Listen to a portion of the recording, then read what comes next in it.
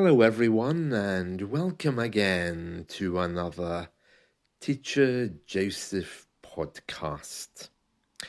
Well, from this year, supermarkets in the UK have to change how they sell fruit and vegetables.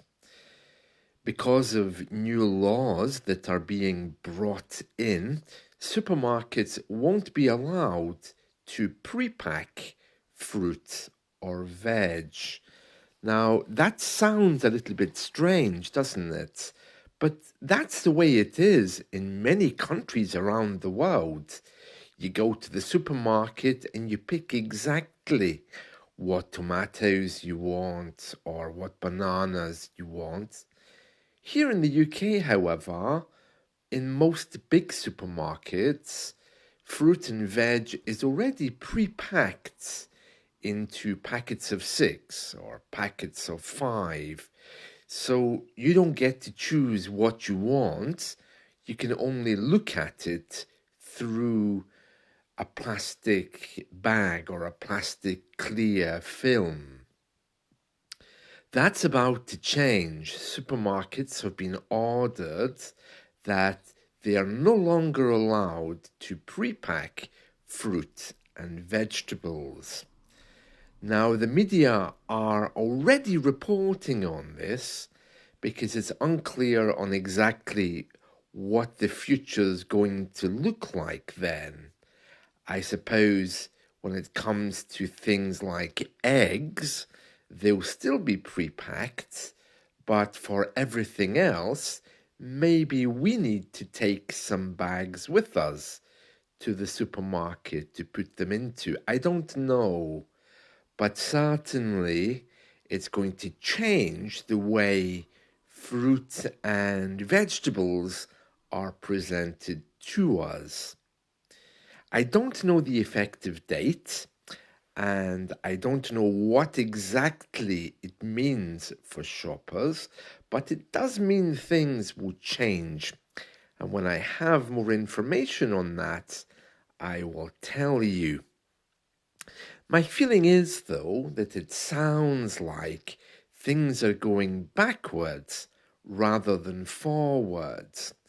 Because before we had these big chains of supermarkets in the UK, we had little shops, and it was always our choice what tomato to buy or what banana to choose.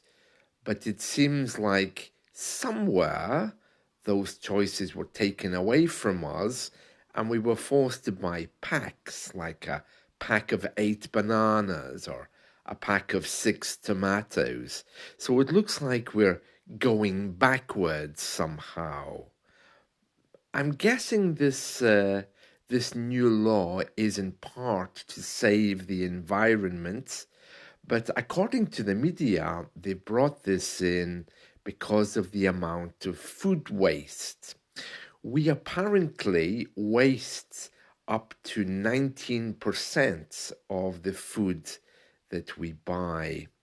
And our government, which loves to act just as a mother would, is determined that we only buy the food that we need and is trying to take action so that we will only buy the food that we're going to have. I suppose it's a good idea. Well, because of that being in the news today, I thought we could look at some idioms involving fruits and vegetables. And one of the main ones that we often use is the apple of my eye. And that's used to describe someone who's cherished or loved more than the others. So it's something you might notice that a mother would say about her son, or maybe other people would say about the mother, oh, the youngest one, he's always the apple of her eye. You can use it in all different tenses. She has been the apple of my eye for some years now, for example. Yeah. So that's a really interesting one. Another one that we use a lot here in the UK is cherry picking. And that means when you work in a company, and let's say you're employed to do a very specific job, and every day you have a list of jobs that you need to do, a list of things, or a list of clients, or whatever, and you only take the ones that you like. That's called cherry picking. And of course, it's not allowed. Many bosses get very upset if they find that you're taking the best jobs because it's the best clients or the easiest work. So your boss might say, I see you've been cherry picking. Please don't do that. It just means you've been taking the best jobs and leaving the bad ones for others. We've all been in that situation, I think. What else? Well, thinking about food and vegetables, to be in a pickle means to be in a difficult situation. I'm in a pickle. I don't know whether I should call my mother because we had an argument yesterday. To be in a pickle is usually nothing serious. We have other expressions which probably are not repeatable here to talk about more serious things. To be in a pickle is to be in a difficult or troublesome situation. I was in a pickle earlier today trying to decide what this podcast was going to be about. There we are. Another one regarding beans is to spill the beans, and that's when you reveal a secret. And last night on my YouTube channel, I was listing 20 of my favorite idioms, and to spill the beans was on there. You can say to your friend, come on, I know that you know some information about the boss. Spill the beans. Tell us the gossip. There's loads of them. As cool as a cucumber is describing people who are calm and composed, even in stressful situations. I'm quite cool, I think. I don't get stressed very easily. And life is just a bowl of cherries. That's when life is wonderful or very pleasant. So, how are you today? Oh, I'm fine. How's the new year or how's married life? Well, you know what? Life is just like a bowl of cherries. If you want to say something more sarcastic or something different about how good life is, you could say, well, you know, I'm like a little pig in the mud. That's how happy I am. Uh, but that's more of a sarcastic way to say it and may not be true. So there we are. That's some idioms relating to fruit and veg. We also sometimes describe people as vegetables, especially if they're not doing very much. For example, if someone loves just to sit in front of the TV and watch it, we can call them a couch potato. A couch potato. That's someone who just vegetates in front of the TV. People who are in a coma or in some state of health where they can't move, we often refer to those people as vegetables. Not a very pleasant way to refer to them, but we do. So if someone is in a coma in the hospital, they can't move, we could describe them as a vegetable. It's a horrible word. I wouldn't describe someone that way, but we do. It's not a question of formal or informal. It's just a word that even hospital staff use to describe someone who is unable to, for example, breathe on their own or do different things alone. And there we are. Yes, actually, over the holiday period, I was vegetating a little bit, watching some sci fi movies. And today is National Science Fiction Day. So if you love Star Trek, Star Wars, or any other sci fi TV series, you might enjoy just celebrating today with your favorite episode. Well, I was watching The Mist. Doesn't sound like sci fi, it sounds more like a horror movie. But the premise was basically about a bunch of people who went shopping one day and this mist was rolling in from the sea. And actually, mist rolling in from the sea, I'm sure that's a Paul McCartney song, isn't it? When he was in Wings. Oh, yes, Mull of Kintyre, mist rolling in from the sea. Yeah, those were Paul McCartney lyrics. But anyway, I digress. So I'm watching this movie called The Mist, and the mist is rolling in from the sea, and these people are in the supermarkets.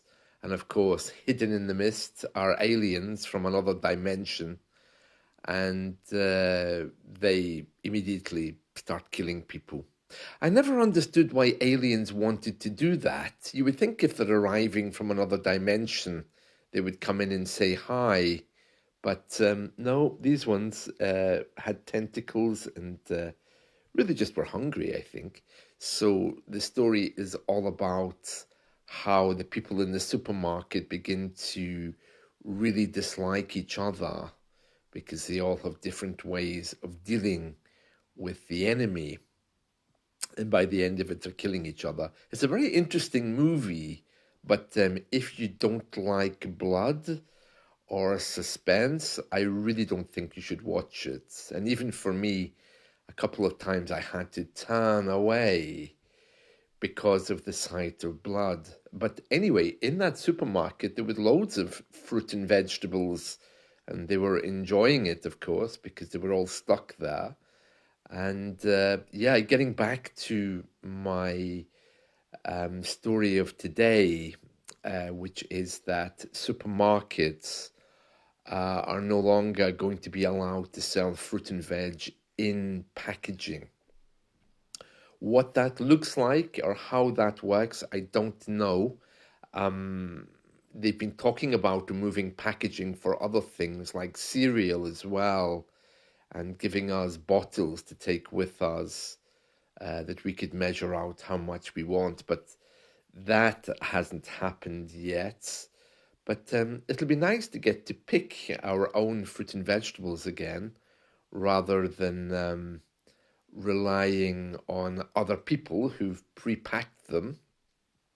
I don't know how that's going to work with potatoes.